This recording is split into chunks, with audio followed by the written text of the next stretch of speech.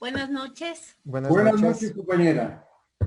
¿Cómo está? Buenas noches, doctora. Buenas noches con todos. Vamos a esperar unos minutitos hasta que pueda ingresar el docente para dar inicio a las clases.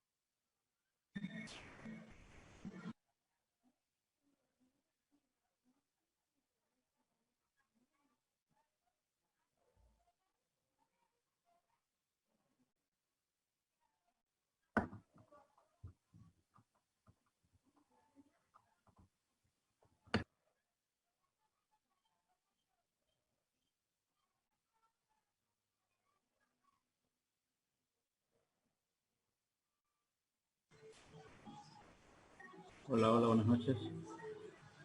Buenas noches, compañeros.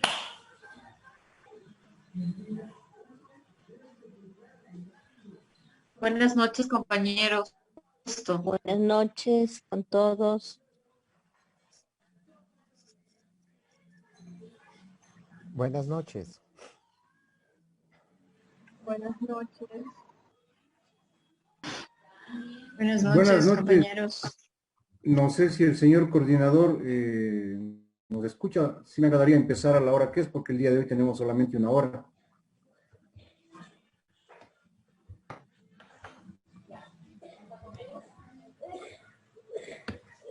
A ver. Pero se escucha bien.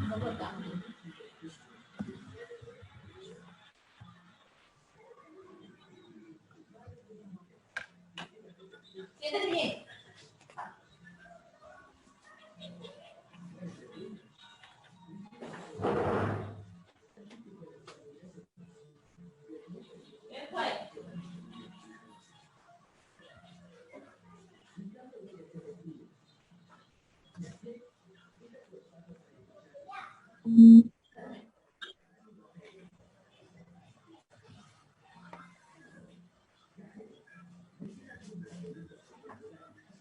Empiece nomás, por favor, doctor.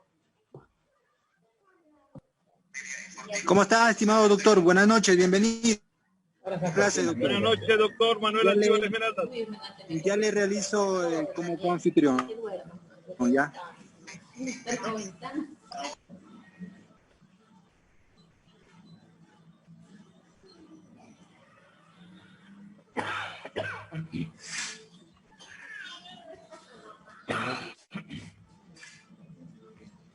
Tania, que le mandé los vales, dice oye. ¿Cuántos vales tenemos aquí de Tania? ¿Cuántos vales tenemos de Tania aquí? No te entiendo. ¿Cuántos vales? De Tania. 3, creo. Oye, vale. Apaguen los micrófonos, por favor. ¿Qué mandaste ahí? ¿Sabe qué No está? tenía. Ni que-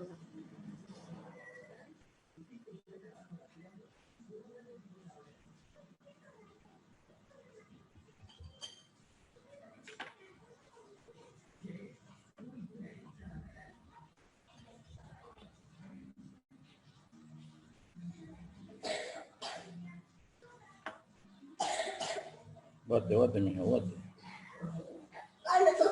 Micrófono.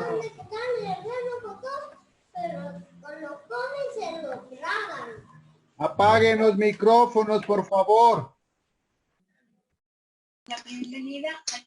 Estimados estudiantes, sería tan amable de poder apagar todos los micrófonos en cuanto vamos a iniciar la clase, en la cual puede interrumpir la misma. Doctor Lascano, no lo encuentro para realizar como coanfitrión. Ojo, por favor. Cuando uno termina de clase, a veces se demora en generar el video. Si usted no la encuentra hoy noche, el día de mañana... ¿Cómo está, doctora? Buenas noches. En el film se demora mucho en generar un video de clases y no lo puede subir enseguida. Pero... Buenas noches, el anfitrión que por favor silencia a todos los participantes, gracias. Buenas noches con todos los presentes.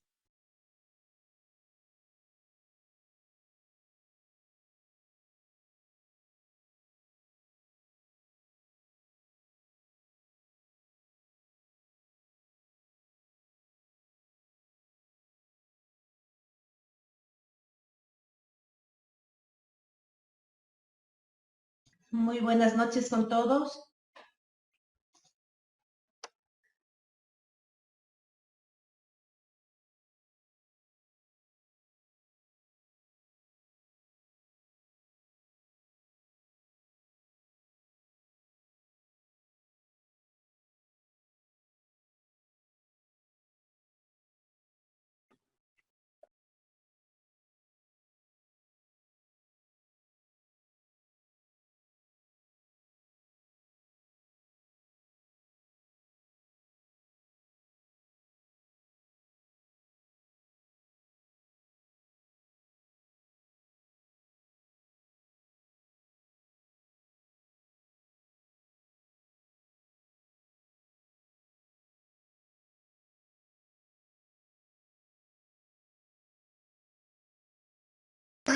Estimados colegas, vamos a esperar unos segunditos en cuanto el doctor está ingresando. Gracias.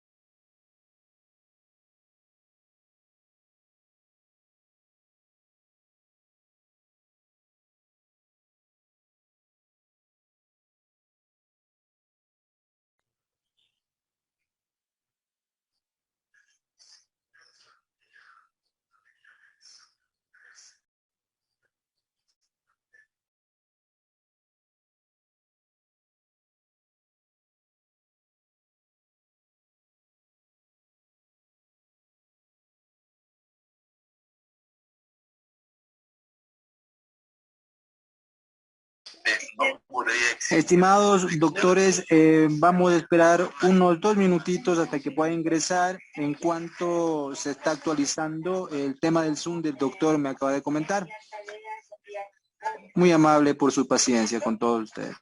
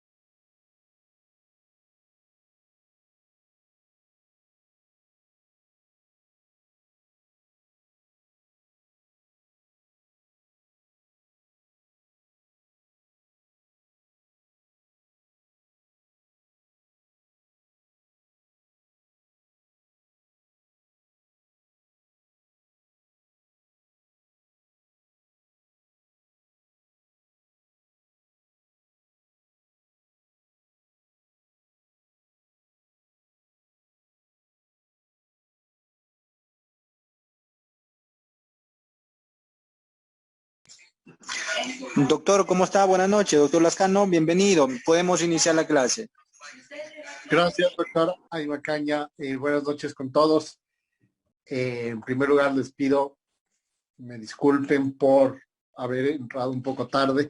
No sé qué pasó con Zoom, se me complicó. Estoy usando otro ordenador y nada, no se me puede instalar rápidamente. Sigue descargándolo y he optado por conectarme por el teléfono. Les pido en ese sentido disculpas por cualquier inconveniente que esto pueda generar. Si es que en el transcurso me permite terminar la instalación, pues me uniré desde allí.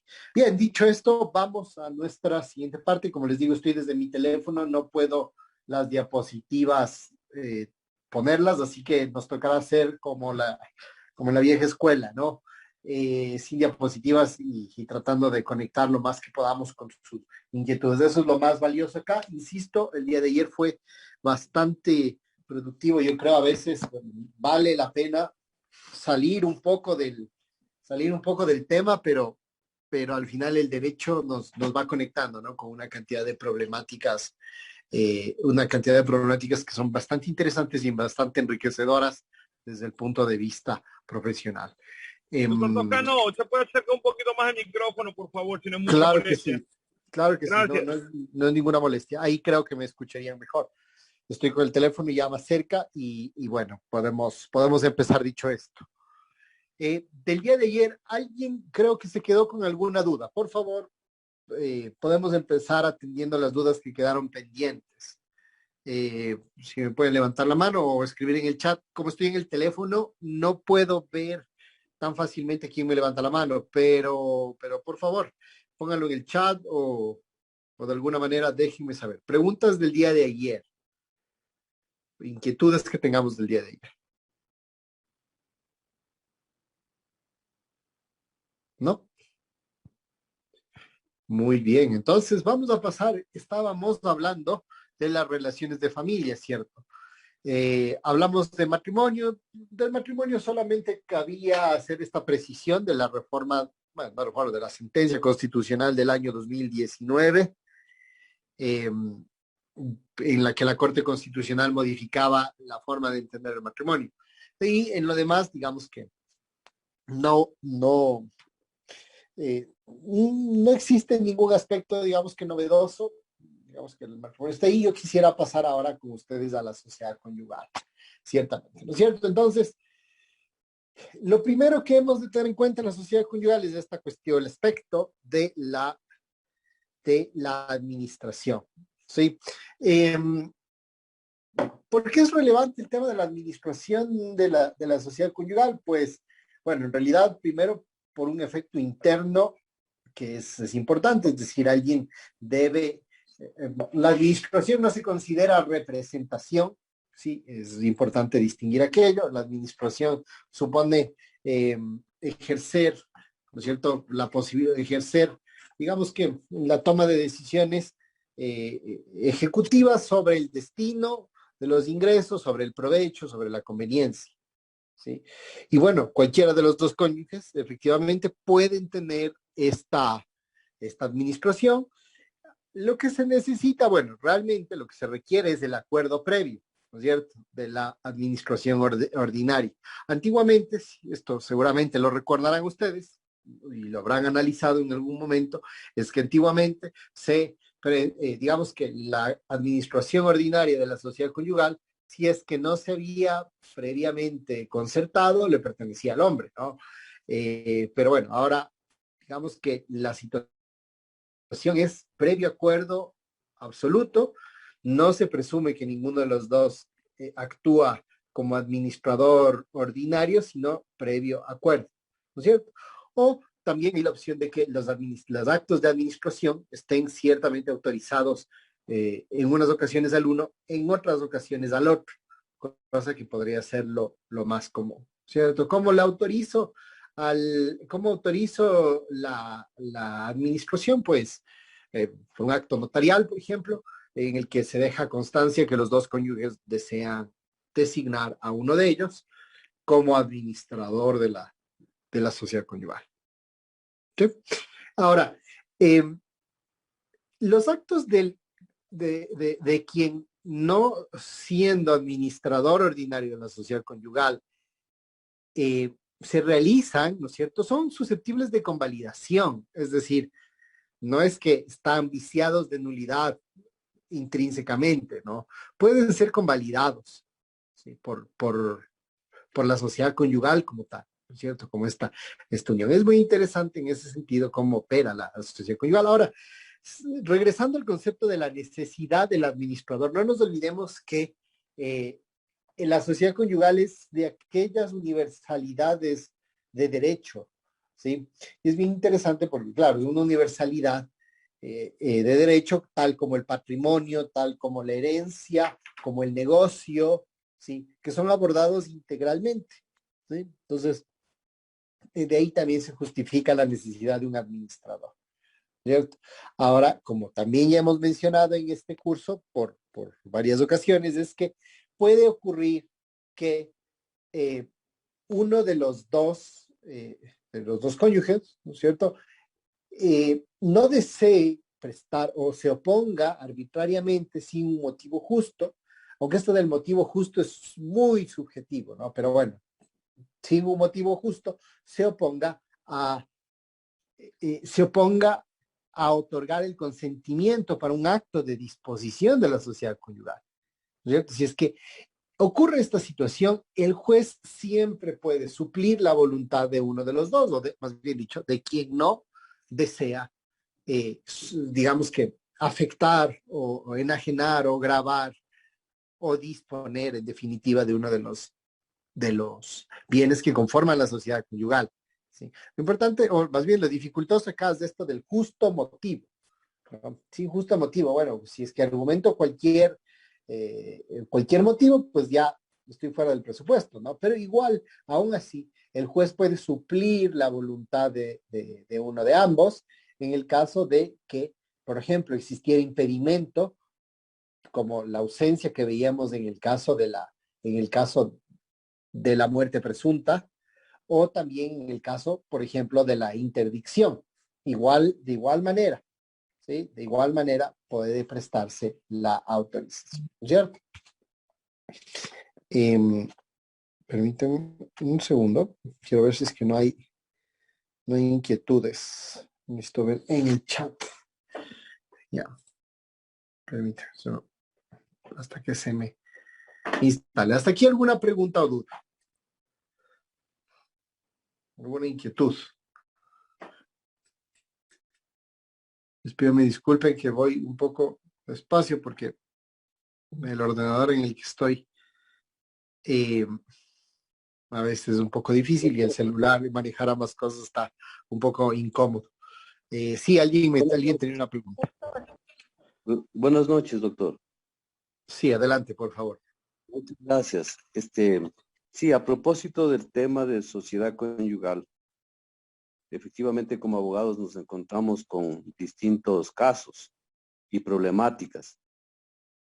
Bueno, en lo personal tengo un caso que está resolviéndose en primera instancia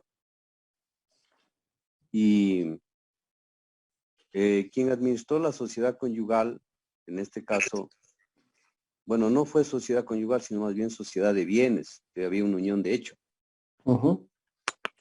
Y en ese caso, pues, en primer lugar, estamos ahorita en el juicio de inventarios, pero sucede que quien tomaba decisiones respecto de los créditos o deudas, en este caso era el varón. Y ellos no tenían una unión de hecho legalizada o protocolizada, por decirlo en una notaría, sino más bien después, a través de un juicio, se hizo declarar la unión de hecho. Y bueno, o sea, esta persona había hecho algunos créditos y no le tomó en cuenta a la señora, se dispuso de esos valores, pero lograron adquirir algunos bienes. Sucede que cuando ya se declara la unión de hecho y se inicia el juicio de inventarios, se inicia el juicio de inventarios, perdón, sí, se inicia el juicio de inventario. En ese caso, pues, se tomó en cuenta los créditos que esta persona había hecho y en la liquidación, pues prácticamente de activos y pasivos salía, en este caso, perdiendo la señora. Entonces, en algún momento se discutió respecto de que en este caso el varón, el conviviente, no había tenido la autorización de la otra persona y ahí un poco pues se abrió el trámite de voluntarios, hizo sumario y bueno, estamos en esa pelea todavía. Entonces, ahí viene pues el tema de la inquietud mía respecto de que si necesariamente tenía o debía tener una autorización para hacer esos créditos. Porque definitivamente ella nunca conoció, no obstante, pues se está liquidando liquidando la sociedad conyugal y se están tomando esos créditos y finalmente quien sale perjudicada es, en este caso, la persona que estoy patrocinando, la mujer. Esa es mi inquietud.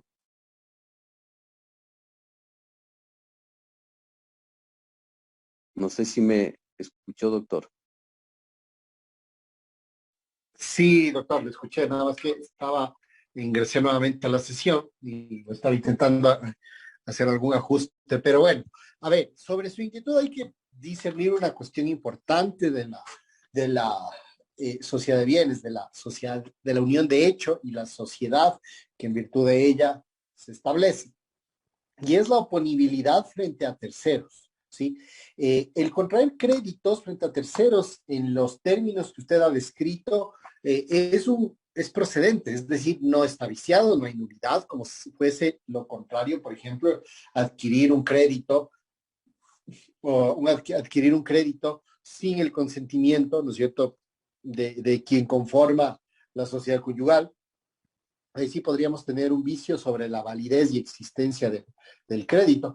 Pero en este caso, la oponibilidad frente a terceros, en el caso de la unión de hecho, pues es la gran diferencia con la sociedad conyugal, ¿sí? Dado que no existe un mecanismo que de manera formal nos permita apreciar o que los terceros puedan apreciar. Los terceros son de buena fe. Entonces, negar la existencia, negar la validez de esos actos que están en el tráfico jurídico, pues sería o generaría una afectación muy grave. Por lo tanto, esos créditos son válidos, adquiridos de esa manera. No se puede hablar de nulidad, a diferencia de la sociedad conyugal. Es decir, esta cuestión de la oponibilidad frente a terceros del acto jurídico, del negocio jurídico, el crédito, de comprar un activo, de disponer del mismo, son plenamente oponibles frente a terceros, plenamente oponibles frente a terceros. Es decir, el tercero contrata de buena fe, el acto no se anula, pero surte efectos interpartes, ¿no es cierto? Entonces, el efecto interpartes hace que después tengan que ajustar las cuentas y consolidar las cuentas de lo que conforma la unión de hecho, ¿no? Es decir, la sociedad de bienes que en virtud de la unión de hecho se conforma. Entonces, después tienen que ajustarse, ¿no es cierto? Pero frente a terceros no se puede negar la oponibilidad de los actos. Así que ese sería, digamos que el criterio. Yo quisiera, si el doctor Aymacaña me está escuchando, que por favor me ayude poniéndome como coanfitrión para poder compartir las diapositivas en el nuevo acceso que tengo. Ahí estoy apareciendo. Entonces creo que ahí podré compartir, porque no puedo compartir mi diapositiva. Bueno, mientras tanto yo voy a seguir con sus preguntas que están acá.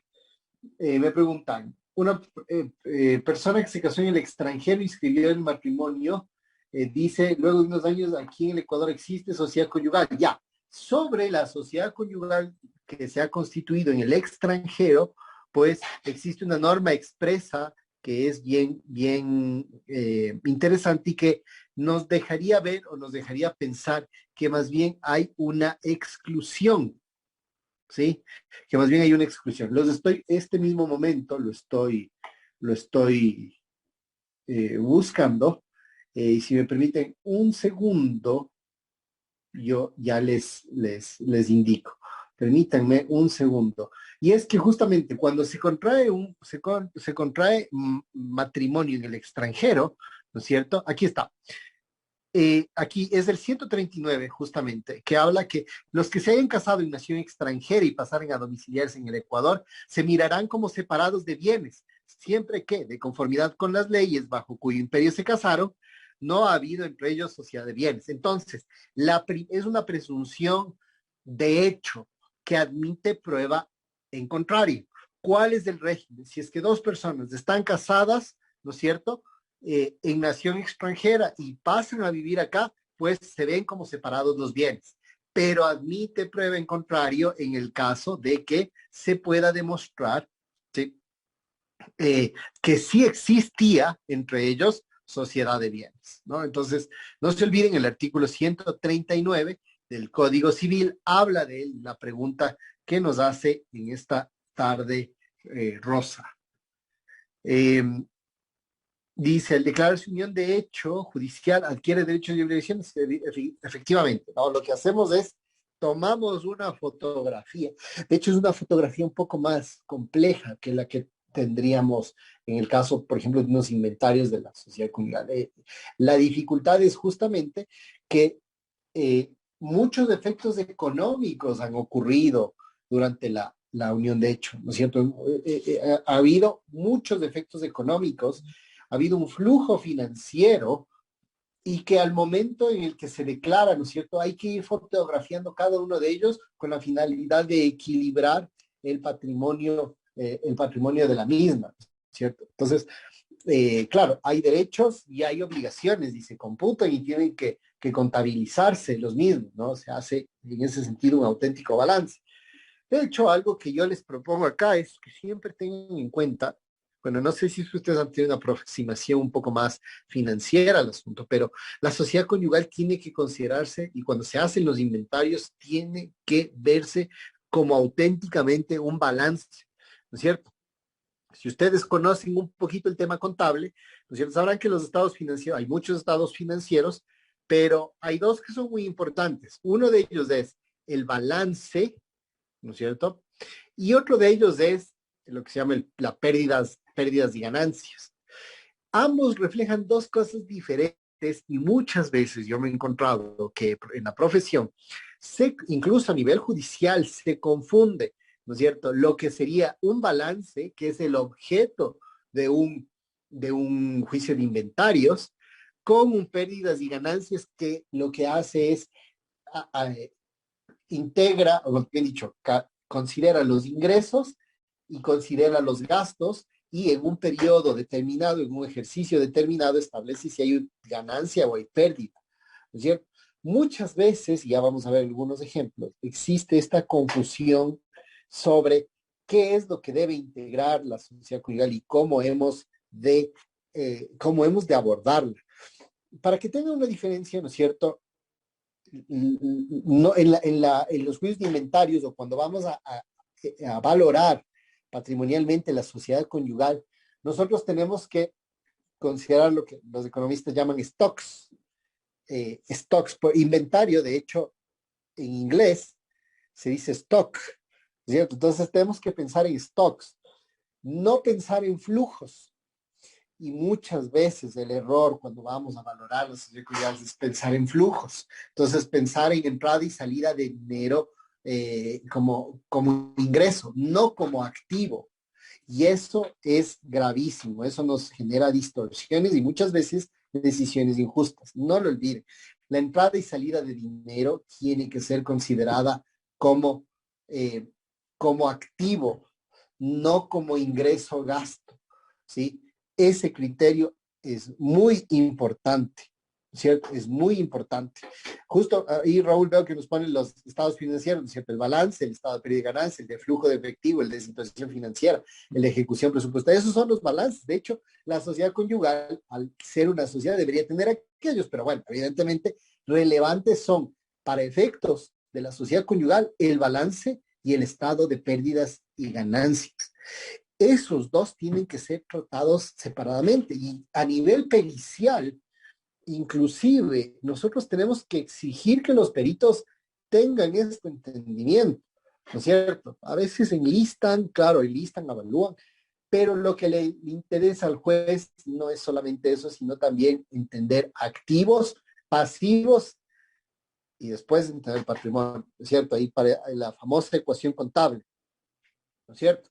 Activos menos pasivos igual a patrimonio o activos es igual a pasivos más patrimonio, que es la ecuación contable por excelencia. Entonces, la lógica es diferente y yo sí les invito siempre a tener esta visión de que el haber de la sociedad conyugal, de hecho, en mi Código Civil está el haber y las cargas.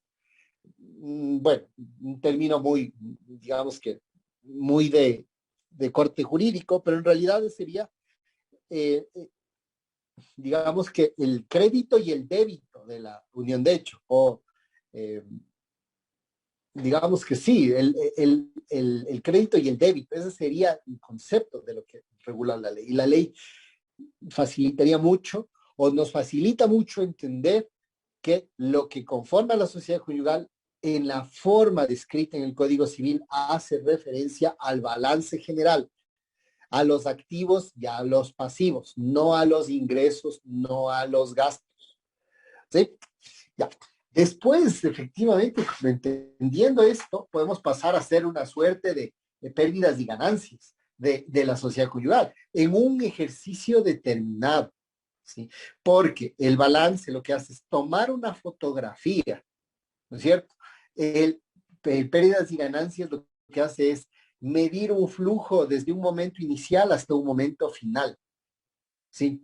Por eso es que es importante considerarlo de esta manera, ¿cierto? Ya, muy bien.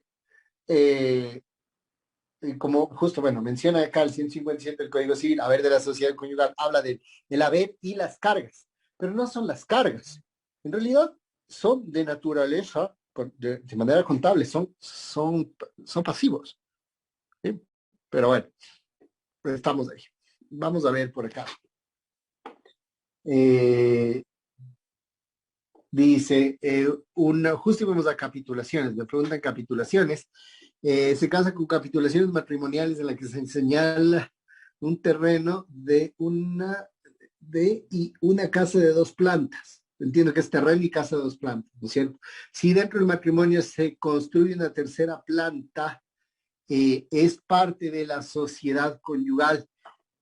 La tercera planta, capitulaciones, pero entiendo que en virtud de las capitulaciones se le atribuiría a uno de ellos, ¿no es cierto? Bueno, las capitulaciones no son solamente una exclusión patrimonial, sino también pueden suponer una inclusión patrimonial de aquellos bienes que no están ordinariamente integrados, no solamente la exclusión de aquellos que perteneciendo a la sociedad conyugal pueden ser excluidos, ¿no? Eso vale mencionar. Entiendo que en la pregunta de Jimena, lo que se plantea es que existiendo capitulaciones, uno, digamos, esposo, esposa, adquiere el terreno y una casa de 2 pisos, pero se construye una planta, se construye un tercer piso, ¿no es cierto?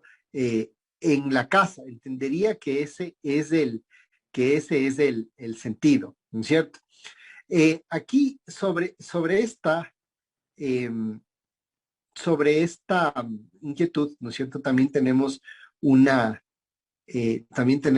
norma específica y está, permítanme estar, creo que es el 161, sí, pero el 160 específicamente, ¿no es cierto? Y habla que justamente dice que el terreno contiguo a una finca propia de los cónyuges adquirido por él durante el matrimonio, cualquier título que la haga comunicable, se entenderá pertenecer a la sociedad conyugal, a menos de que hubiere formado una heredad o edificio de que el terreno últimamente adquirido no pueda desmembrarse sin daño. No, perdón, este no es el artículo. Y permítanme verle, pero está entre el 160, yo ya les voy a decir específicamente, porque esto es, ¿no es cierto?, una accesión, ¿sí? Estamos frente a un caso de que un bien que pertenece a uno de los cónyuges accede, pero accede dentro de la sociedad conyugal. Entonces, en ese sentido, no hay, digamos que, no hay duda que los frutos que pueden percibirse del mismo pertenecen a la sociedad conyugal, pero como tal, por efectos de la accesión, ¿no es cierto? Lo accesorio sigue la suerte de lo principal y se integra a lo principal y termina siendo del cónyuge que es titular del dominio, en ese sentido. Permítanme solo buscarle un segundo y mientras voy respondiendo a las inquietudes les absuelvo, ¿no? Pero se integra plenamente los frutos que derive del tercer piso, si fuera una casa rentera, por ejemplo, si se lo arrienda, el fruto es de la sociedad conyugal, pero accede al bien que forma parte del patrimonio individual de a quien las capitulaciones le hayan atribuido la titularidad del dominio de ese inmueble. ¿Ya? Sigamos viendo por acá. Mientras tanto, ya les veo exactamente cuál es el artículo. Está en 160, me parece. Ya. Sigamos por acá, perdón. Me pregunta, a ver, financieros, las acciones y derechos de un dueño de taxi que comercialmente cuestan igual a 50,000, pero todos no pueden vender sino ceder. ¿Cómo se calcularía las acciones? A ver, ya vamos a ver, creo esto un poquito más adelante con algunos ejemplos, pero no quiero dejar de observar la inquietud. Aquí el problema, ¿no es cierto?, en la inquietud es que cuesta $50,000, pero la cuestión es cómo calcular el valor si las acciones nominalmente valen $100, pero, ¿no es cierto?, patrimonialmente esto es lo que se llama, y este concepto es muy importante cuando vamos a valorar acciones o títulos representativos del capital. Es muy importante que tengamos en cuenta lo que se llama el valor patrimonial proporcional. ¿Sí? ¿Qué es esto del valor patrimonial proporcional? Pues es una estimación contable de cuánto vale en realidad una acción o un título representativo del capital, acciones, participaciones, o también podrían ser inclusive derechos fiduciarios que se tenga como parte de la sociedad conyugal. Entonces, ¿cómo calculo esto? Pues es sencillo, ¿no es cierto? Lo que hago es tomo activos, tomo los pasivos, resto, establezco el patrimonio y divido para el número de acciones que existen. No, el valor nominal no es el valor real, ¿sí? El valor nominal de una acción es simplemente una atribución arbitraria que los socios le dan al capital de la compañía al momento de constituir la misma o de aumentar su capital, pero no es más que una atribución bastante unilateral de los socios de la compañía y nada más. No quiere decir que una compañía que nominalmente, ¿no es cierto?, tenga un valor, que nominalmente el valor de las acciones sea $1, va a valer $1. Y ojo que no estamos hablando de las compañías que cotizan en bolsa. Ahí es mucho más fácil porque ahí el valor nominal como tal no existe o no es el que tenemos convencionalmente entendido, sino yo pido una certificación y facilito, me dicen a mí el valor de las acciones cuando se cotiza en bolsa. Cuando no cotizan, cuando son, digamos que, títulos representativos del capital de renta fija, es decir, el común de las acciones, ¿sí? El común de las acciones, bueno, que ni siquiera, sí, no renta fija, el común de las acciones, el común de las participaciones, no, para efectos del inventario, no debe considerarse el valor nominal. Se tiene que periciar el valor de las acciones. Y en función del valor patrimonial proporcional se puede estimar. Podríamos estimarlo nosotros mismos a partir del último balance, ¿no?, presentado, pero bueno, eso no sería muy exacto, y cuando se hace, el perito tiene la obligación de calcular de esa manera el valor de las acciones, no nominalmente, nunca nominalmente, ¿no?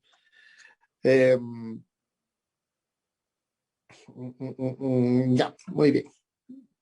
Hay bastantes preguntas hoy día. Voy a avanzar un poco. Y a ver, tengo una pregunta oral, así que adelante, por favor. Sí, respecto del tema del taxi que abordó usted, o del puesto, mejor dicho, del puesto, es de entenderse que estos puestos no son del libre, mejor dicho, que son del Estado. Entiendo yo que son del Estado, no son de la persona ni de la cooperativa. Y por ejemplo, o compañía. En el caso de las cooperativas, por ejemplo, tienen aportaciones, un certificado de aportaciones. Y yo estimo más bien que el contador debería tomar en cuenta ese certificado de aportaciones, que es el documento que está avalado en este caso por el secretario de la cooperativa. Es un certificado de aportaciones, inclusive esa información consta en la Superintendencia de Economía Popular y Solidaria. Entonces yo me pregunto lo siguiente: ¿qué pasa si se le da un valor estimado comercialmente? ¿Y qué pasa frente a estos documentos o instrumentos que son públicos? Yo estimo más bien que el contador debería tomar en cuenta estos documentos que están debidamente certificados y que tienen todo el valor legal. No sé, en el caso de las cooperativas me refiero. Esa es mi inquietud, doctor. Ya, ahí hay que distinguir la forma societaria que adopte, ¿no es cierto?, que adopte la compañía, porque estamos hablando en este caso de las acciones, ¿no? Entonces, si es que hablamos de una forma de asociación, ¿no es cierto?, mercantil, es decir, sociedad anónima, compañía limitada, pues estas son las reglas. En el caso, ¿cómo estimo, digamos, que la participación en una cooperativa, ¿no es cierto? Bueno, pues ahí sí efectivamente hay registros que están previamente señalados, hay aportaciones que directamente se le atribuyen se me va el nombre, normalmente se le llama al socio, pero no es exacto el nombre del socio, ¿no? Pero existe, digamos, que la aportación que él hace, que le permite ser miembro de la cooperativa y que al momento de retirarse tiene que venderlos o transferirlos, ¿no es cierto?, o tiene que inventariarse, pues efectivamente tiene un valor nominal, y ese sí es correcto. Ahí sí el valor nominal es el valor del registro, pero eso no ocurre con las sociedades mercantiles, ¿no? Eso no ocurre con las sociedades mercantiles que tienen otro régimen. Ya. Alejandra creo que levantó la mano.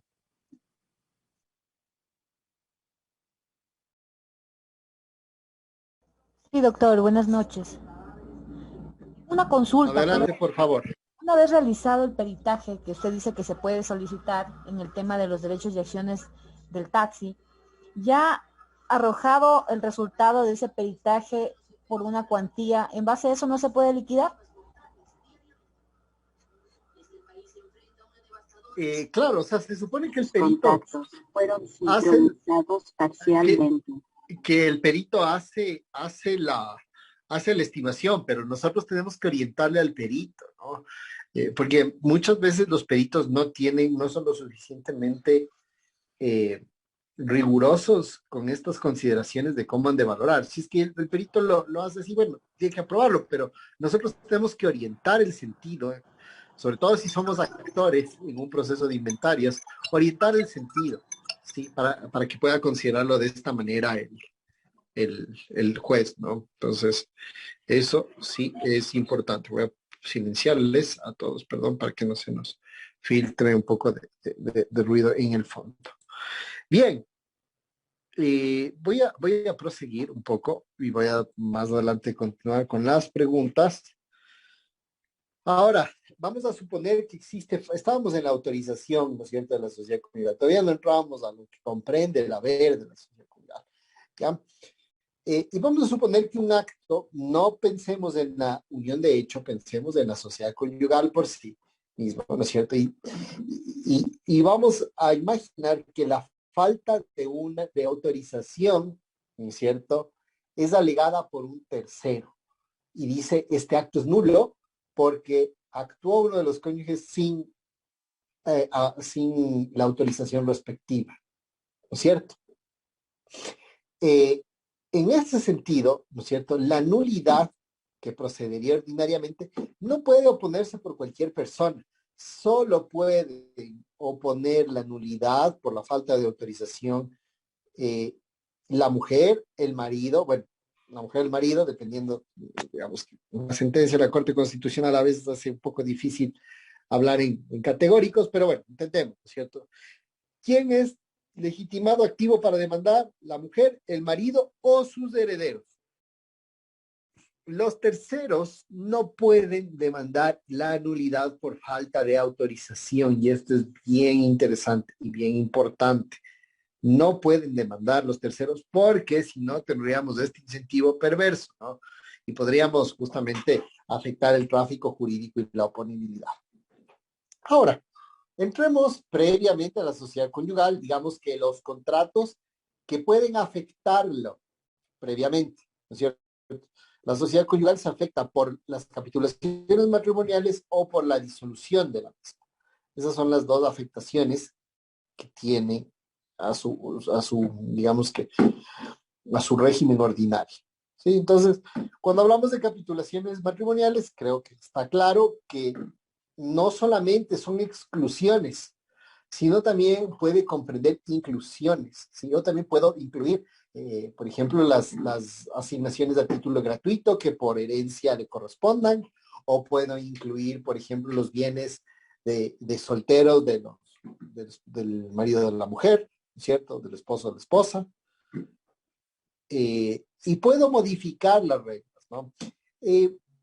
La cuestión también es, aquí es bien interesante pensar si es que pueden ser sometidos a plazo las capitulaciones matrimoniales. Es decir, yo puedo decir un régimen dentro de los primeros 5 años y otro régimen después de los 5 años en adelante. No tenemos prohibición expresa, y al tratarse de derecho privado, esto, ¿no es cierto?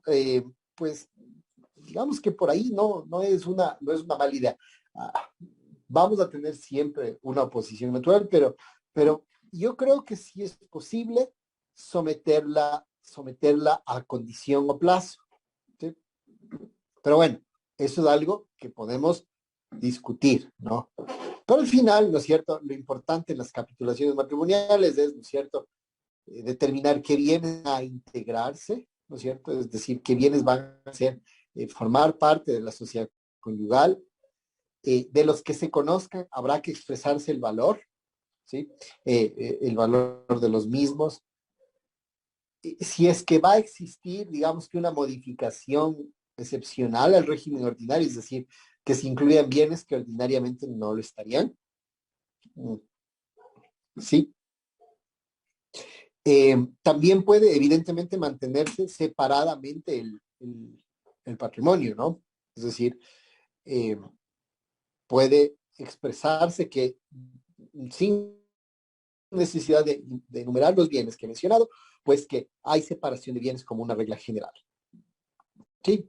Entonces, eso, y además, bueno, se puede establecer reglas sobre la administración de la sociedad conyugal, ¿cierto? Que sería también importante, se puede designar el administrador, se puede establecer ciertas reglas al respecto, ¿sí?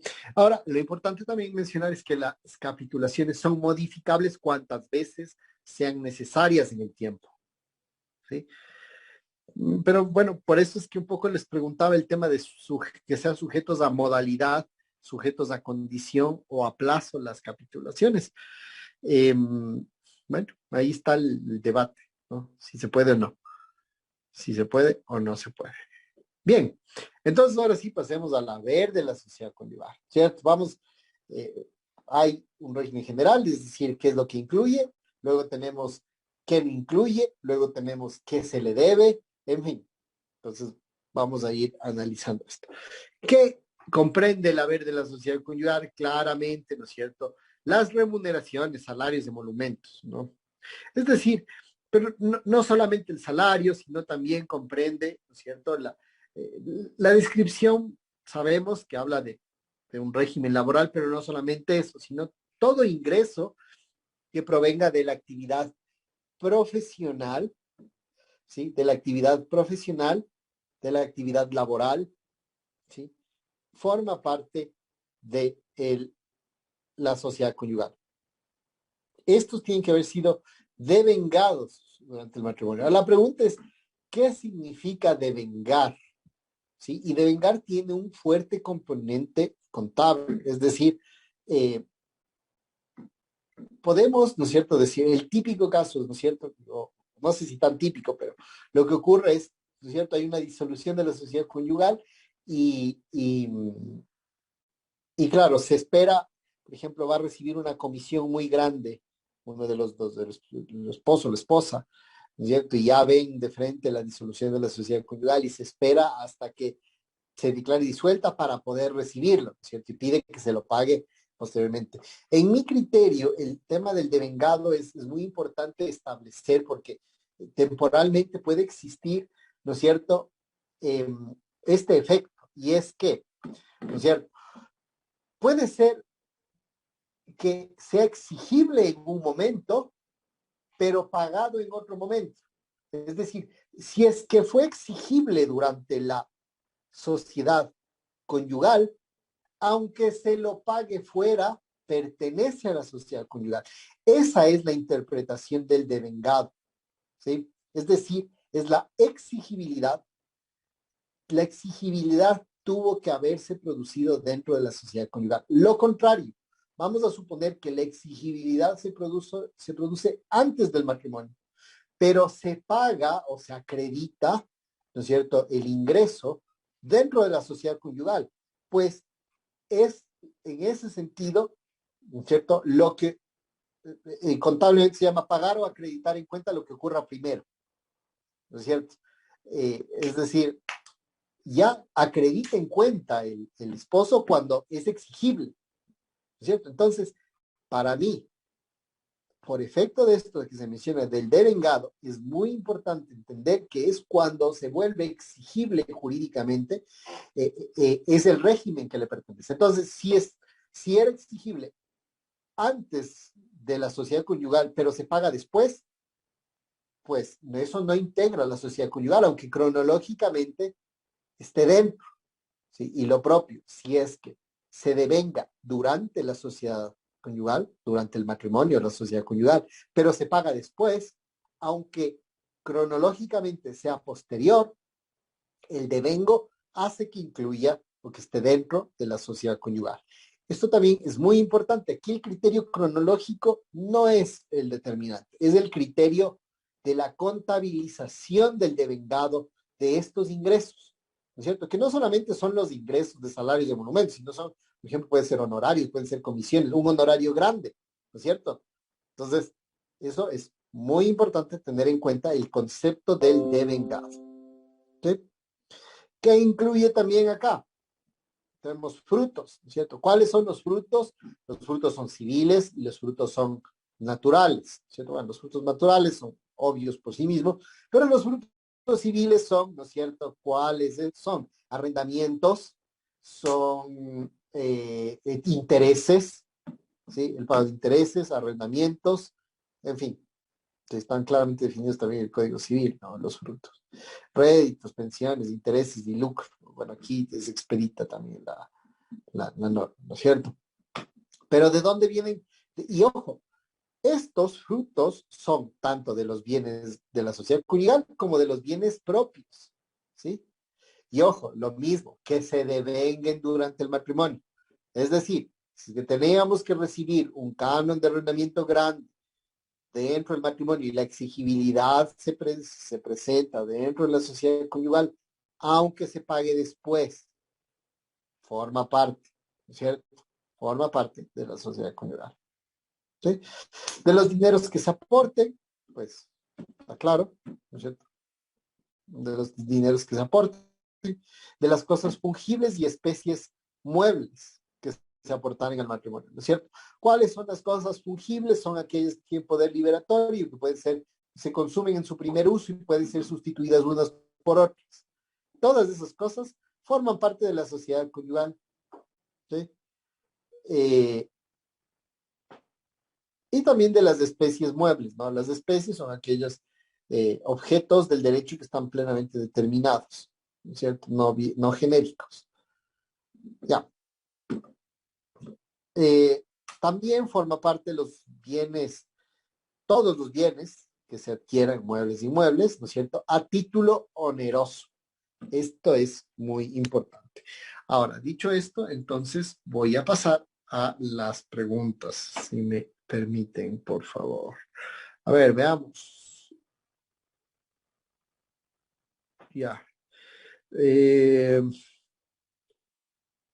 Vamos a ver, sobre los bienes inmuebles, ¿cómo quedan después de un divorcio? También son repartibles. Los bienes inmuebles adquiridos dentro de la sociedad conyugal, evidentemente, forman parte de la masa que es repartible entre los cónyuges. ¿Cómo queda? Pues queda...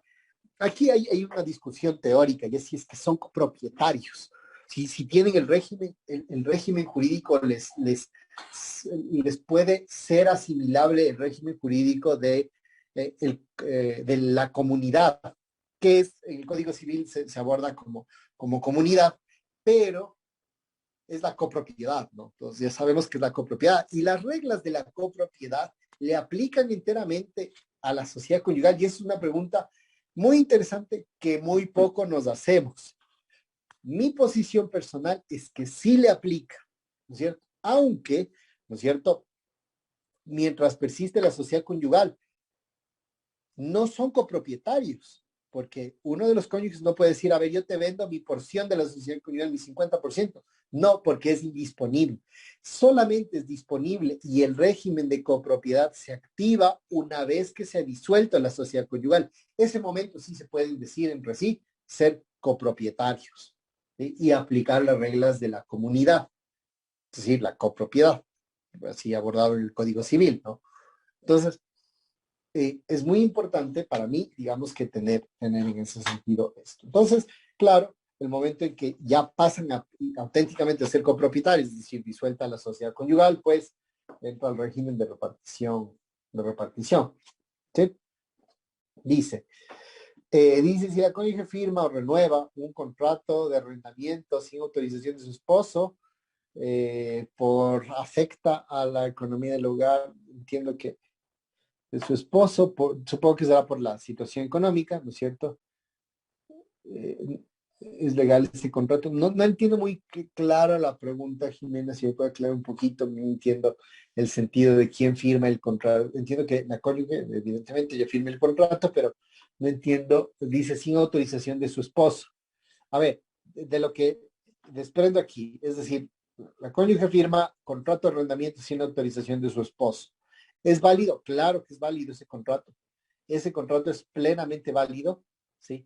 Es plenamente válido porque se está percibiendo un fruto. Ahora la cuestión es, este es un típico ejemplo de confundir un balance con un pérdidas y ganancias, ¿sí? En este sentido, claro, se integra, aumenta el activo activo es repartible entre los dos, evidentemente, y claro, ahí habrá que compensar con el pasivo, justamente, ¿no es cierto? ¿Cómo es el pasivo en este caso? La obligación por cumplir termina afectando el activo. De manera, digamos que, considerarlo como ingreso sería un error. Hay que considerar este dinero que entra, que sí, efectivamente un ingreso, pero hay que verlo desde los ojos del activo, que incrementa el dinero en cuentas. Pero al mismo tiempo, ¿no es cierto?, su contraparte es en ese sentido, o tendrá que ser un pasivo, que va afectando el balance de la sociedad conyugal. Digamos que eso es el tema, pero desde el punto de vista estrictamente jurídico, sí es procedente, ¿no? El contrato es procedente. A ver, veamos. Juicio de cuentas, dice, si el cónyuge desde la inscripción de la disolución de la sociedad conyugal cobra los arriendos, ¿se debe hacer primero juicio de cuentas o el perito debe contabilizarlo? A ver, pero cuando decimos primero, nos referimos a primero antes del juicio de inventarios o ya en el juicio de partición. En el juicio de partición esto fácilmente se puede arreglar, ¿no?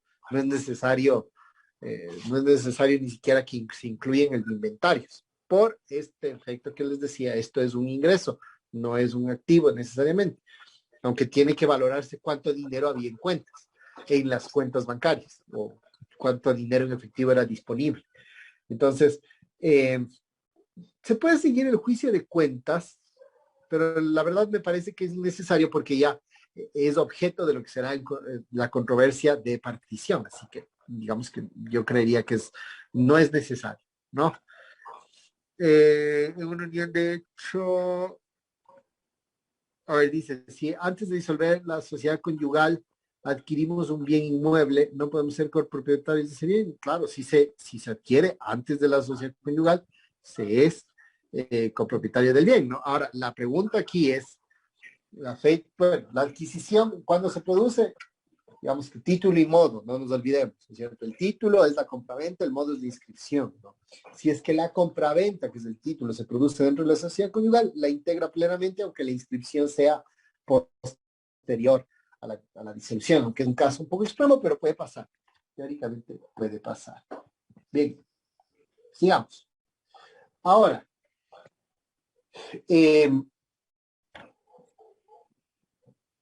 hablemos un poco de la subrogación de los inmuebles, ¿no? Dentro de la sociedad conyugal. Esto es algo común, aunque es muy pequeño el efecto, pero es algo que también tenemos que plantear, ¿no es cierto?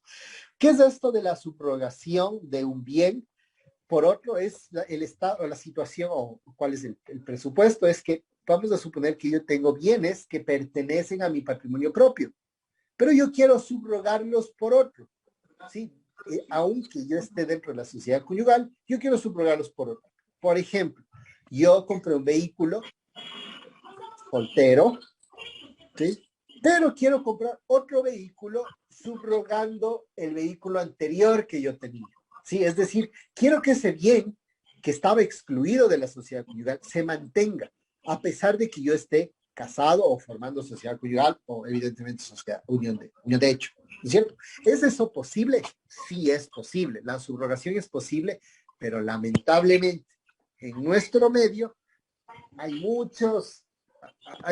muchas trabas para entender la figura y darle su justa medida, inclusive los notarios.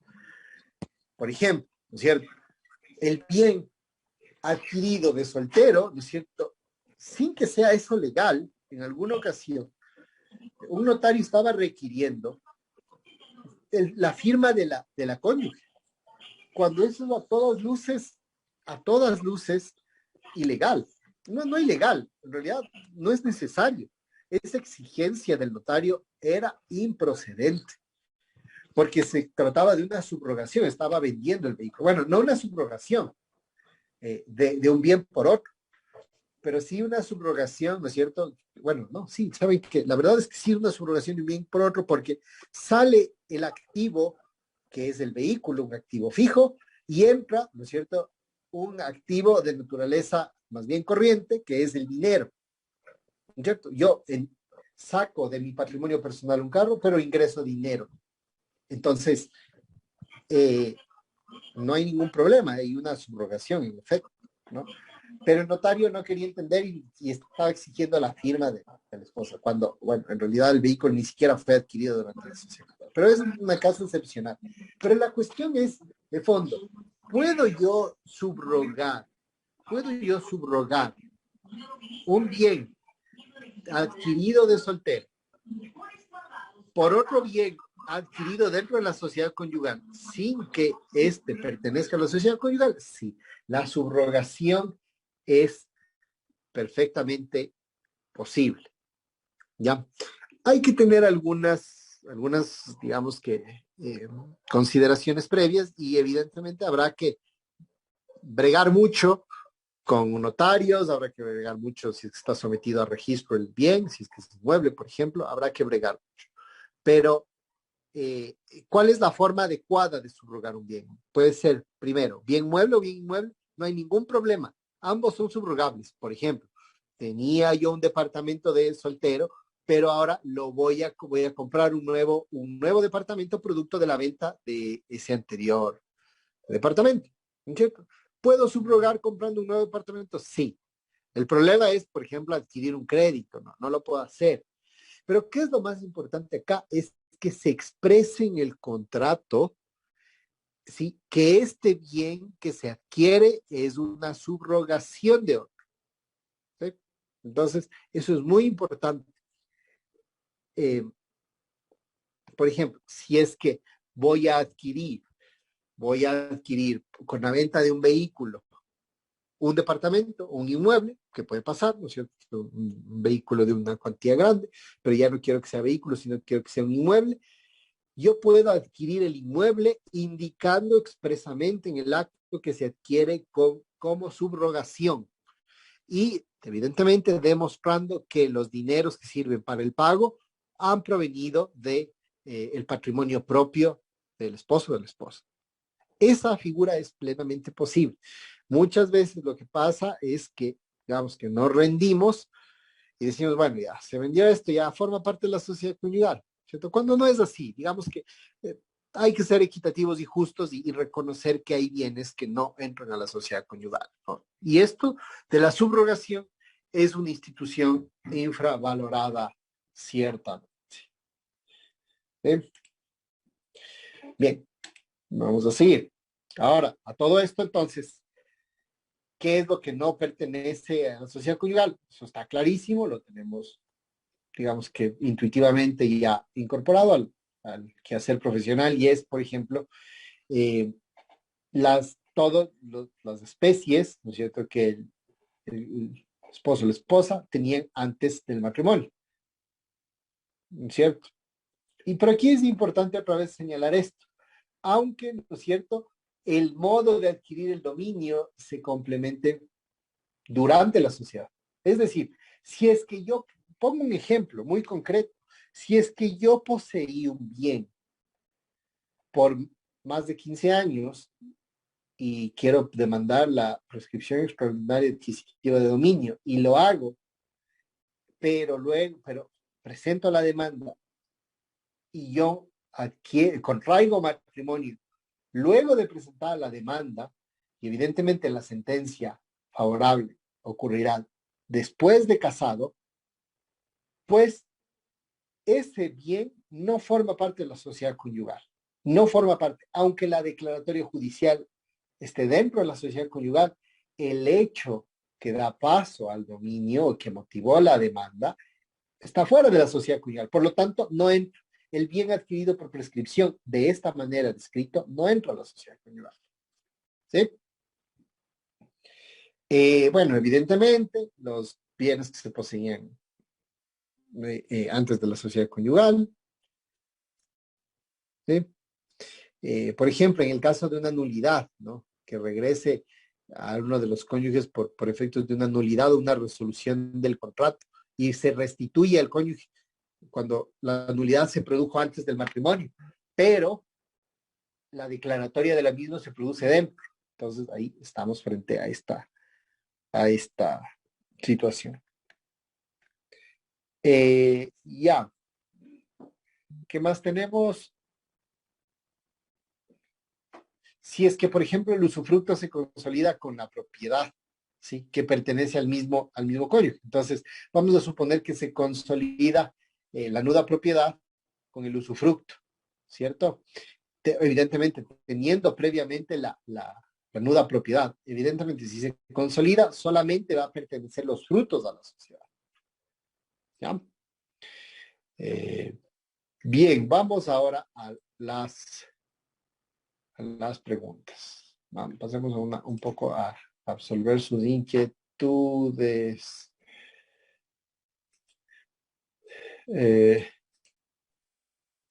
Dice, después de haberse disuelto la sociedad conyugal, existe un juicio de amparo posesorio y de inventario de bienes. ¿Cuál de los dos prevalece? A ver, se disolvió la sociedad conyugal. Eso queda claro del caso. Pero dice, existe un juicio de amparo posesorio. A ver, puede interponer uno de los dos digamos, el esposo o la esposa, ¿puede presentar amparo posesorio? Pues no puede presentar un cónyuge en contra del otro amparo posesorio, por algunas razones. Primero que nada, porque lo que ejerce, ¿no es cierto? Porque ambos ejercen, bueno, no sé si posesión en realidad. No sé si pasó. ¿Qué pasó? ¿Aló? Parece que es de ellos la falla, no sé si es mía o de ellos la falla. ¿Aló? Su altavoz no funciona, compruebe su conexión. Cierra el micrófono, Silvana, por favor. Altavoz diferente, pero Pensé que era a mí, que me estaba diciendo que no se estaba conectando bien, que era mi conexión. Ya. ¿Me escuchan bien, no? ¿Sí? Sí. Muy bien. Sí, se lo Ya, escucha. muy bien. Entonces estamos hablando del caso de, ¿puede un cónyuge mandarle a otro la prescripción extraordinaria adquisitiva de dominio? Vamos a suponer que tenían una casa, ¿no es cierto? El esposo sale, abandona el hogar. La esposa demanda la disolución de la sociedad conyugal, ¿no es cierto? Está disuelta la sociedad conyugal. El esposo se va, ¿sí? Se va a vivir en otro país, en otra ciudad, ¿cierto? ¿Puede la esposa demandar la prescripción extraordinaria adquisitiva de dominio para ella? Pues no lo puede hacer. Varios argumentos sustentan esto. El primero es este, por ejemplo, y este es un argumento bien interesante, no solo para la sociedad conyugal, sino también, por ejemplo, para el ámbito sucesorio. El típico caso del hijo, el hijo querido por los padres, que vivía con los padres, que estaba soltero, fallecen los padres y el hijo se queda viviendo en la casa, mientras que los otros hermanos no viven en esa casa. ¿Puede este hermano, una vez que han fallecido los padres, demandar la prescripción? No. ¿Cuál es el argumento para ambos casos que me sirven como analogía? Pues el argumento está justamente en el tratamiento que le demos nosotros como copropiedad. Y en ese sentido se ha dicho, la jurisprudencia ha dicho, aunque hay otras jurisprudencias que son medio contradictorias, pero la jurisprudencia ha dicho que el copropietario no puede demandar la prescripción extraordinaria adquisitiva de dominio porque él tiene la acción de partición. Y bueno, inventarios y partición en estos dos casos, pero puede pedir la partición y porque él es copropietario. Y hay una regla de la prescripción que dice que uno no puede demandarse para demandar la prescripción, tiene que demandar a quienes aparecen como dueños.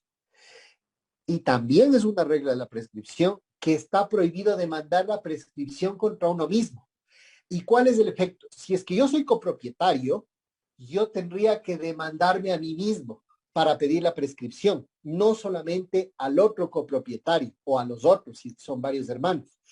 En ese momento yo incurriría en la prescripción, porque, claro, siempre yo a mis alumnos de pregrado, cuando me preguntan esto, me dicen, pero ¿por qué la ley establece algo tan obvio como que una persona no se puede demandar a sí misma la prescripción? Pues es obvio, si es que yo ya soy dueño, ¿para qué quiero demandar la prescripción? Entonces, ahí es cuando yo les explico y les digo, el sentido de esta norma es que el copropietario no pueda demandar la prescripción, ¿no es cierto?, de un bien del que él también ejerce el dominio en una intensidad menor al 100%, para que él no pueda demandarles a los otros la prescripción, porque ese sería también un acto de mala fe, ¿sí?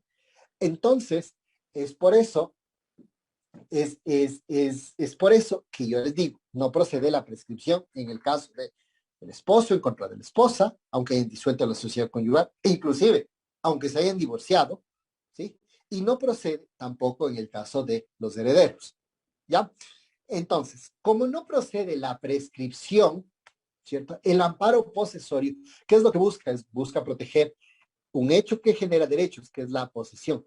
Pero no nos olvidemos que solamente se puede poseer lo que se puede adquirir por dominio, lo que es susceptible de dominio, ¿no es cierto? Entonces, por ejemplo, si es que yo me pongo en posesión de la Plaza de la Independencia, pues esa no es posesión y no puedo interponer un amparo posesorio si es que alguien viene, ve un policía metropolitano y me dice, váyase de aquí, ¿no es cierto? Yo no puedo interponer un amparo posesorio porque esa no es posesión, ¿sí? Lo mismo, el acto de, no sé si disposición, no es disposición, el acto de tenencia que ejerce el copropietario es posesión, pues en inicio no es posesión, ¿sí? No es posesión porque esa posesión no puede convertirse en dominio. Y ese es el requisito, ¿no es cierto?, para que la posesión sea tal. La posesión es tal siempre y cuando pueda convertirse en dominio.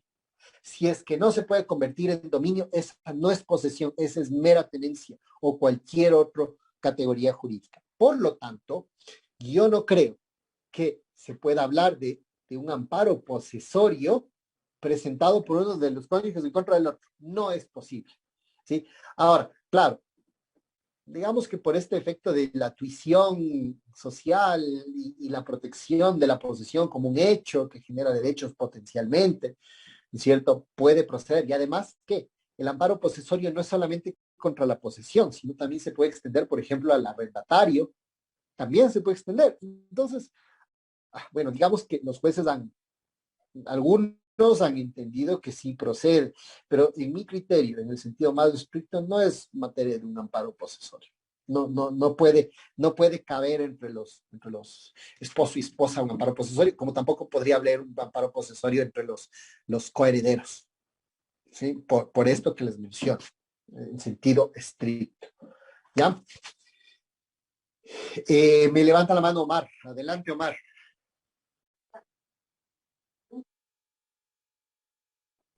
Omar, adelante, le escuchamos. Sí, doctor, buenas noches. Buenas noches, compañeros. Hay un poquito de eco. Una consulta. Para mi manera de pensar está muy claro sobre la prescripción y el amparo posesorio. Pero resulta que en un proceso remataron el 50% de derechos de acciones y ya tienen el título de propiedad de esos derechos de acciones que fueron obtenidos por remate. El señor que tuvo el remate vendió esos derechos de acciones, pero la persona que tiene el otro 50% de derechos de acciones y que es propietario vive dentro de ese bien inmueble que se remató la mitad de que se remató el 50% de derechos de acciones. Ese señor interpuso una acción posesoria, pero jamás le dejó entrar al propietario de los otros 50% de derechos de acciones del bien inmueble. Nosotros demandamos reivindicación, pero al momento de sentencia el juez nos indicaba que entre propietarios no existe reivindicación. Entonces, nosotros ahora queremos es demandar una acción de cuentas. O cómo obtener el 50% de derechos de acciones que este señor jamás dejó entrar a vivir y que está demandando posesión. Ya, muy bien. Esto es sencillo, lo que les había mencionado. Cuando estas cosas pasan entre copropietarios, regresemos a ver las reglas de la copropiedad que están previstas en el contrato, el cuasi contrato de comunidad, ¿no es cierto? En el cuasi contrato de comunidad están todas las reglas que necesitamos para resolver estos problemas. que ocurren en sociedad conyugal, que ocurren en sucesión por causa de muerte. Todas las reglas, es impresionante el bagaje que podemos nosotros encontrar aquí. Entonces, ¿qué nos dice el cuasi contrato de comunidad en una situación de estas? Bueno, pues bueno, ¿puedo pedir cuentas? Sí. En este caso es procedente pedir cuentas. Es procedente. Segundo, evidentemente, nadie está obligado a mantenerse en proinhibición, ¿no es cierto? Salvo pacto. ¿Cuál es la única excepción que podríamos tener? Es que hayan pactado que la prohibición sea de mantener, pero por un periodo no mayor de 5 años. Sí, contractualmente yo puedo suspender la acción de partición. Sí, yo puedo decir, por 5 años suspendemos la acción de partición. Pero pasados los 5 años, cualquier copropietario puede ejercer la acción. Y claro, la inacción, en ese sentido, no les es atribuible al copropietario que está en uso del bien, ¿no? No, yo no diría posesión. Pero en cualquier caso, las reglas están en el cuasi contrato de comunidad. Ahí dice claramente cómo se administra la copropiedad. Y en este caso, cuentas es procedente y la partición es procedente. Son como que dos aspectos importantes. Y son por cuerda separada, pero simultáneamente pueden ser seguidos. Doctor, Eso pero la reivindicación no cabió ahí, no cabría en ningún no tipo cabe. de... No cabe la reivindicación del Gracias. bien porque, a ver, ¿cabe la reivindicación de cuota? Sí cabe.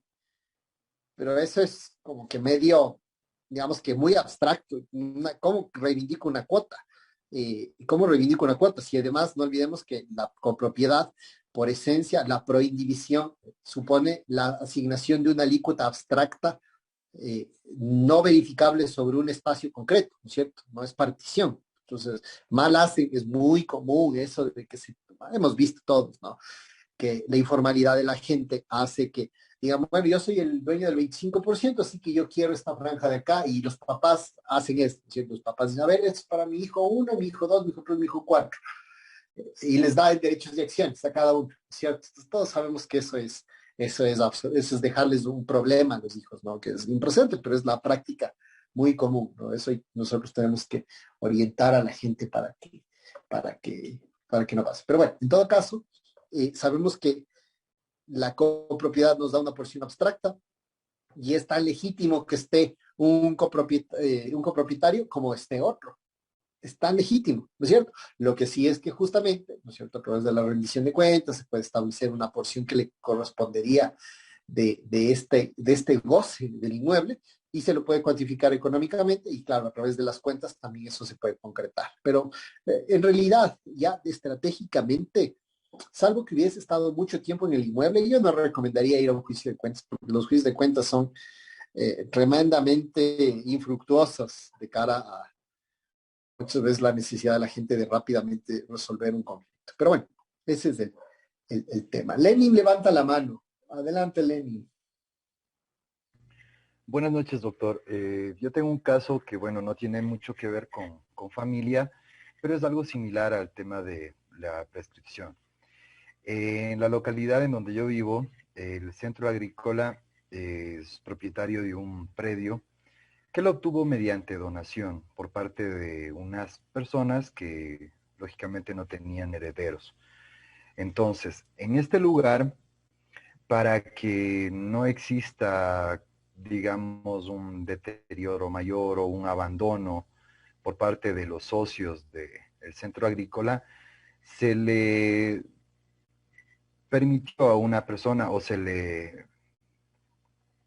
dio a conocer la posibilidad, como ella estaba desprovista de todo tipo de bienes inmuebles, la posibilidad de que habite en el lugar con su hija. En ese momento solo tenía una hija. Le hablo que estas personas vivieron seguramente más de 25 años en el lugar y hoy tienen la ambición de adueñarse del lugar, pero aduciendo una dependencia laboral. Entonces, como no existe ningún tipo de reconocimiento por parte ni de los socios ni de la directiva del centro agrícola, lógicamente cabría la acción de reivindicación, ¿o qué sugiere usted en este caso? A ver, tácticamente la reivindicación tiene un problema grave, gravísimo, y es que si presentamos la reivindicación, es más que seguro que nos van a plantear la reconvención con la prescripción extraordinaria adquisitiva de dominio, y en ese sentido se vuelve subsidiaria la reivindicación a la prescripción, que ha de resolverse primero, ¿no es cierto? Entonces, el momento en el que se verifique la posesión, ¿no es cierto?, en los términos que ya hemos mencionado, la posesión pacífica, libre de vicios, ininterrumpida por el tiempo previsto en la ley, ¿no es cierto?, pues la prescripción va a proceder. Por eso, en estos casos, yo personalmente, es una posición estratégica mía, muy personal, no recomiendo la reivindicación, porque claramente matamos la única posibilidad procesal dándole, ¿no es cierto?, dándole las armas suficientes para que demuestre justamente que procede la posesión. Y además no olvidemos una cosa, que el caso en los términos planteados, como nos ha dicho usted, Lenin, la señora está cometiendo un hierro fundamental, y es que está asimilando, ¿no es cierto?, su presencia ahí desde el punto de vista laboral. Y el trabajador, en ese sentido, es un mero tenedor. Entonces, si es que yo demando la reivindicación, yo le estoy reconociendo como poseedor. Pero a mí me convendrá mucho más que la misma señora reconozca que ha sido una relación laboral la que le ha permanecido ahí. Y cuando dice una relación laboral, lo que está haciendo es reconociendo dominio ajeno. Es como el conductor, ¿no es cierto? Conduce el vehículo, reconoce que es de la empresa y que es del dominio ajeno. El trabajador, ante todo, es un mero tenedor de los bienes. Entonces, yo preferiría 1000 veces irme por la vía laboral que perder el dominio de un inmueble. Y no nos olvidemos de una cosa. En la provisión que ha de hacer, ¿no es cierto?, que puede hacer, que debe hacer, en este caso este centro agrícola, ¿no es cierto? El centro agrícola tiene que considerar que las acciones laborales prescriben en 3 años. Entonces yo provisionaré el peor de los escenarios, ¿no es cierto? O sea, yo esperaría que me demande por la vía laboral, ¿cierto? Porque, bueno, habría que ver, porque pues, si es que demuestro que existe hasta ese momento relación ininterrumpida, puede resultar no conveniente. Hay que medir, ¿no es cierto? Hay que medir el valor del terreno, porque muchas veces es recomendable comernos una vía laboral, o sea, perdón la expresión, pero irnos por la vía laboral, que me demande por la vía laboral y arreglar en la vía laboral, antes que perder el dominio de un bien inmueble que puede tener un precio significativamente mayor. No, entonces, doctor, sí. Pero en este caso, o sea, no se puede arguir de que existió un abandono sobre el predio, porque el centro agrícola se ha mantenido activo, han existido reuniones, el pago de servicios básicos, impuestos, todo ha corrido por parte de la directiva de esta asociación, y además es una asociación adscrita al Ministerio de Ganadería, de Agricultura y Ganadería. Ya, entonces, si es que es así y tienen a nivel probatorio bien asegurado que lo que ejerce la señora no es posesión, pues la reivindicación está bien. Corriéndose el riesgo de que puede la señora decir, no, yo es auténtica posesión lo mío. Pero si es que la señora mantiene su tesis de que es trabajadora, pues preferible que vaya por la vía laboral y discutir en la vía laboral salvando el inmueble, ¿no? La reivindicación en esos términos, si es que el centro agrícola ha ejercido como tal el corpus y el ánimos, ¿no es cierto? En este sentido, pues no habría inconveniente. Se le puede atribuir en este sentido el carácter de un comodato precario, ¿no? Entonces habrá que argumentar y decirle, la señora está ostentando un comodato precario, ¿sí? Y el comodato precario puede ser oral, sí puede ser verbal, no es contrato escrito necesariamente. Entonces, la excepción tendrá que, y yo recomendaría ir por el lado del comodato precario, aunque, bueno, el comodato precario del inmueble tiene que ser inscrito, pero bueno, por ahí hay algo que se puede hacer. Pero a nivel probatorio, si se puede demostrar que no es posesión, pues adelante con la reivindicación. Pero si es que no se puede probar, no le den más armas porque van a animarle a incentivarle a demandar. Entonces ahí viene la estrategia por sobre, ¿no es cierto?, lo jurídico, ¿no? A veces eso es muy importante. Ya. Le Sí, menciono el adelante. detalle. Le menciono el detalle porque en este caso no cabría la valoración o la ponderación del interés general por sobre el interés particular. Obviamente también omití cierto detalle. Como le mencioné, ¿no? Se le sugirió o se le dio a conocer la posibilidad a la señora, pero la señora ya era de avanzada edad. Entonces falleció hace algunos años y la señora a quien se le invitó a habitar ahí, nunca se le consideró la posibilidad de que pague arriendo ni cosas por el estilo, o sea, se le brindó una ayuda. Pero la hija y que la hija ya tiene una hija y aparte una nieta, ellas son las personas que están ambicionando el adjudicarse ese predio de una u otra manera. E incluso un expresidente de la Asociación de Miembros del Centro Agrícola ya compareció ante el inspector de trabajo recalcando de que jamás existió una dependencia laboral. Muy por el contrario, mejor la señora debería cancelar el arriendo por las facilidades que se les brindó desde hace muchos años a estas personas. Claro, ahí se puede intentar alguna forma de interrupción civil, ¿no? Pero claro, bueno, entonces del bien general por ser el bien particular en materia civil no es necesariamente la regla, ¿no? Pero bueno, ahí viene ya una cuestión de prueba principalmente, pero en los términos descritos sí podría haber posesión. Yo les digo, hay que ser cautelosos con la reivindicación, sobre todo si es que eso va a suponer un incentivo para el demandado, para la persona que se considera poseedora, de demandar la prescripción de vuelta.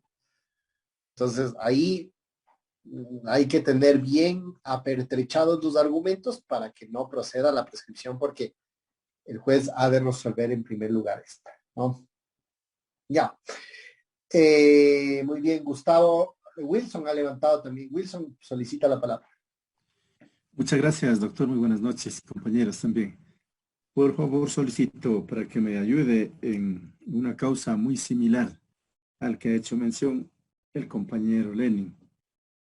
Yo tengo un caso bastante complejo, diría, por cuanto una pareja de esposos se divorcian. La esposa queda con los niños, con 3 niños, a vivir en una casita que construyeron durante su relación de matrimonio. El señor se separa. El predio estaba a nombre de la madre del esposo, el que le deja abandonado. Luego la madre del esposo pide el desalojo. No logra conseguir el desalojo. Realiza una venta a un hermano. El hermano demanda la reivindicación, pierde el juicio.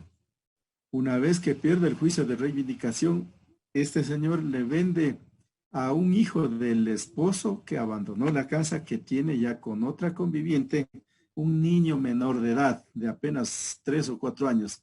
Pone la escritura a nombre de él y plantea la demanda de reivindicación nuevamente, pese a que existe una resolución en el que se rechaza ya la demanda de reivindicación del dueño anterior.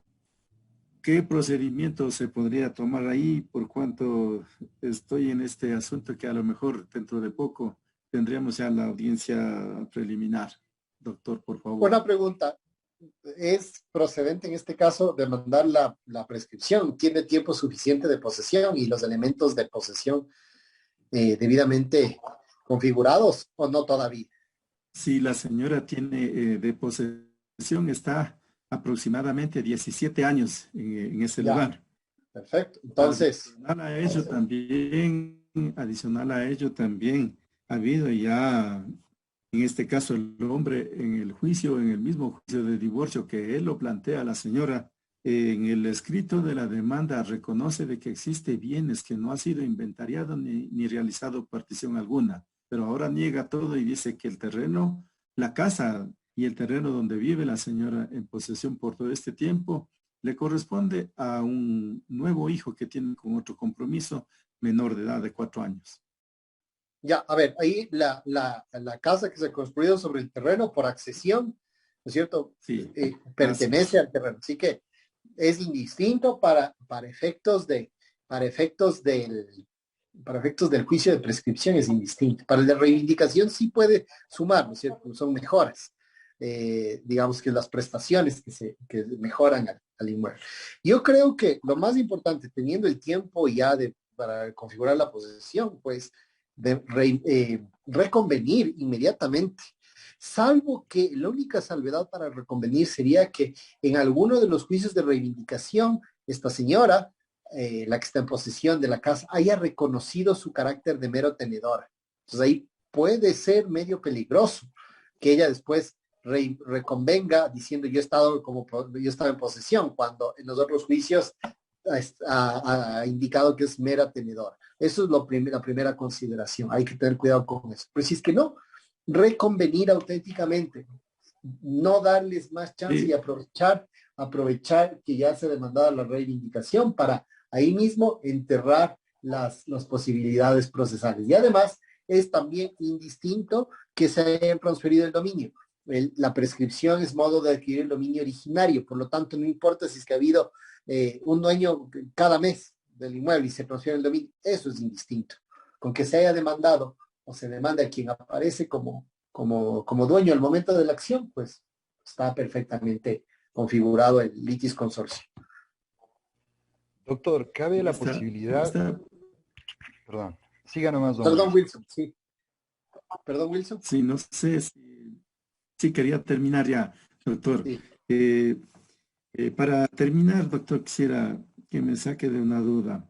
En la demanda anterior, cuando planteó el segundo dueño, diría yo, planteó la reivindicación con una escritura prácticamente fraudulenta, se puso ya como, se reconvino a esta demanda y se alegó también la prescripción por el tiempo de posesión. En base a ello, pues el señor juez dio la razón a la señora y en este caso, pues me parece que el señor juez debía haber ordenado la inscripción de esa sentencia en el registro de la propiedad para que entre en vigencia la prescripción o el modo por el que está en posesión la señora y el juez le da ese derecho a la señora. No lo hizo simplemente en la primera demanda de reivindicación. En esta segunda también se presentó ya la reconvención y como excepción previa la prescripción adquisitiva extraordinaria de dominio por el tiempo de posesión en este predio. Adicional a ello también se ha adjuntado la demanda anterior de prescripción. Se ha alegado también el acto colusorio que están realizando y se ha anunciado con testimonios y todo ello. Adicional también hay que tomar en cuenta de que esa casa fue construida con dineros de la señora. La señora vendió una herencia que le dio los padres y ese dinero invirtió en la construcción de la casa. Y ahora el ex esposo prácticamente intenta despojar de ese bien, considerando de que existe una escritura a nombre de un menor que está ya que tienen de otro compromiso. Ese es un camino un tanto complejo. Doctor, por favor, solicito a que me... Sí, a ver, escuché que planteó como excepción la prescripción. Ojo, ahí hay que tener mucho cuidado que la prescripción extraordinaria adquisitiva de dominio por jurisprudencia reiterada, es decir, por precedente jurisprudencial obligatorio, la prescripción solamente puede alegarse como acción autónoma, es decir, como una pretensión en una reconvención. Nunca vayamos a mencionar la prescripción como excepción previa porque no procede, ¿sí? Entonces, en esta acción auténticamente tenemos que demostrar que es una acción autónoma, justamente una acción con su pretensión propia. ¿Cuál es la pretensión propia? Tiene que ser clarito. Yo recomiendo en los juicios de prescripción ser muy claritos, no meter, si es que hubo juicios antes, nada. Meter de la manera más limpia, ¿no es cierto? El corpus y el animus de la posesión, demostración del tiempo, ¿no es cierto? Demanda en contra de los actuales propietarios. Listo, así, limpiecito. el juicio de prescripción, sin mucho precedente, porque no son parte del objeto de la controversia en primer lugar. Y segundo, ojo, no incluyamos como excepción previa la prescripción porque no procede. Y ahí puede tambalear la teoría del caso, ¿no? Tanto en la defensa como en la reconvención misma. ¿No? Bien, tenemos la inquietud de Gustavo. Y una cosa más también sobre este tema. Es que no importa que demuestre si fue con su propio dinero, eso le ayuda a demostrar la posesión, ¿sí? Pero nada más de eso, ¿no? O sea, yo inclusive ahí hablaría de un abuso del derecho. Pero bueno, eso es una cuestión tangencial. Gustavo, adelante, por favor. Doctor, ¿qué tal? Buenas noches, gracias por la palabra. Bueno, le comento, yo también tengo un caso, pero es un poquito más complicado de los casos que nos comentaban los colegas anteriormente. Más o menos le comento, esta persona, causante, que ya falleció hace unos 3 años, la persona tuvo prácticamente 4 compromisos, de los cuales procreó 16 hijos, ¿sí? El tema está en que del primer hogar salieron todos de la casa, son un total de 6 hijos. El segundo hogar se conforma con 5 hijos, de los cuales hay un fallecido, pero supuestamente lo que da a entender en un juicio de alimentos que tuvo en vida la persona, 2 de los hijos, que serían 4 en total, 2 de los hijos no son de la persona, del causante, ¿sí? Pero fueron reconocidos. Eso primero. Segundo, la señora que se quedó en posesión del bien, que no le corresponde para nada, sino es a la primera señora, a la primera esposa, y se quedó totalmente con el bien, y pues le hace salir al señor del bien, aduciendo de que no tenía el pago de las pensiones alimenticias de 4 hijos. Entonces, como no podía acercarse, le podían ver de NE, pues tenía ya la premia personal, entonces tuvo que salir de ahí hasta los últimos días de su vida. La persona se encuentra en posesión, ha dicho que por el uso de habitación están viviendo sus hijos, que ya son casados y viven con sus respectivas parejas, de lo cual también existe un taller mecánico, ¿sí? Que la señora goza de este arriendo, por lo menos a los hijos no sé si les cobran. Entonces, de esto también hay otro bien inmueble, una casa, que le dejó la mamá del causante, ¿sí? En una herencia. Entonces, esto está en posesión de la última hija que tuvo el señor. Entonces, a todo esto, lo que yo quería preguntar es en el caso de los hijos ilegítimos, ¿cómo podríamos proceder a tal vez con pruebas de ADN, hacer el desconocimiento de esta herencia? Primero esto. Segundo, la persona que está, la segunda esposa que está a cargo de la posesión de este bien, se le debería hacer un juicio de cuentas, o cuál sería el proceso a seguir. Y pues la señora lo que está pretendiendo hacer es una posesión efectiva. Entonces, esas son mis preguntas, son antecedentes que le dejo, doctor, para ver si usted me puede un poquito guiar en esto, cuál sería el proceso a hacer y por tratar de solventar esto. Las personas que me quieren contratar justamente es la señora, la primera esposa. Bueno, nunca tuvieron ¿qué le digo? Un matrimonio como tal. No hay un documento que diga que la señora fue esposa legítima del causante, a excepción de que hay un acta de matrimonio que fue hecha en Boyacá, en Colombia, pero no fue inscrita acá en el Ecuador. Estamos hablando de los años 80, ¿no? Entonces, eso le pongo pues a ver si es que usted me puede guiarme un poquito más sobre este tema. Le agradezco, doctor. Ya, solo para puntualizar, ¿cuáles serían los problemas jurídicos concretos en todo esto que habría que resolver? Así, pero en dos líneas en mérito del tiempo y de la concreción. Sí, lo que necesitamos es que se recupere a través del link, que la señora salga de la posición que está realizada por en este bien, le digo, pues cuesta con 4 departamentos y como le decía, pues este país. Ya, ¿quién aparece como propietario del mismo? El señor causante, el que falleció. Ya, entonces, ¿quiénes pueden? Ya, en ese sentido, ¿no es cierto? Tendría, para proceder a la acción de reivindicación, puede reivindicar el dominio. Un copropietario, o sea, es decir, cualquiera de los hijos, puede proceder la reivindicación del dominio por parte de un copropietario y no de todos ellos, pues sí. Sí puede hacerlo por estas facultades que tiene cualquier copropietario de mantenimiento del bien. Entonces, claro, favorece a todos los otros copropietarios si no tengo que tener la anuencia de todos los copropietarios para yo demandar la reivindicación. Así que cualquiera de ellos puede hacerlo, entendiendo que este acto favorece a todos los herederos. ¿Ya? Ese sería el primer problema jurídico. El segundo problema jurídico, ¿cuál sería, Gustavo? Bueno, comentarle que se hizo ya la posesión efectiva, ¿no? Y se ha tratado de citar, o sea, ya se citó a los, en total, a los 14 hijos, ya se citó, solo falta una de las hijas que no se logra localizarle dónde están, entonces estamos en este proceso.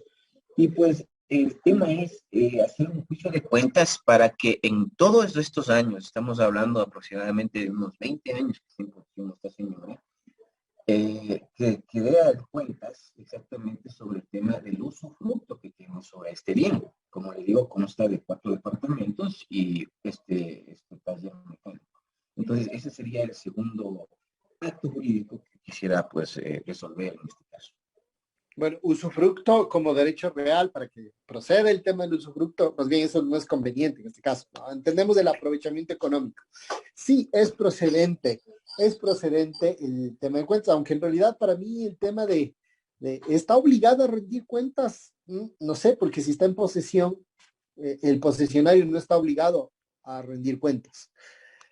¿No? Entonces, por eso diría, bueno, habría que analizar ese aspecto, si las cuentas de cara a alguien que se considera posesionario es procedente. Yo creería en ese sentido que no hay lo que se llama el elemento de la agencia para el juicio de cuentas. En el juicio de cuentas debe haber un agente, ¿no? Un agente que está obligado, que actúa, ¿cierto?, en representación de otro y digamos, estaba obligado a administrar, si se quiere, un bien, ¿no? Entonces, ese elemento, yo no sé si se reúne acá, eso tienen que valorar, yo soy un poquito escéptico en todo caso, ¿sí? Bueno, doctores, hay algunas preguntas de temas sucesorios que veo que están haciendo, eso dejémoslo para mañana vamos a hablar un poco de sucesorio, aunque, como les decía, solo sucesorio, vamos a hablar semanas enteras, ¿no es cierto? Pero vamos a tratar de ser concretos con el tema sucesorio. Hay muchísimas preguntas, ya lo sé, porque el tema sucesorio es así.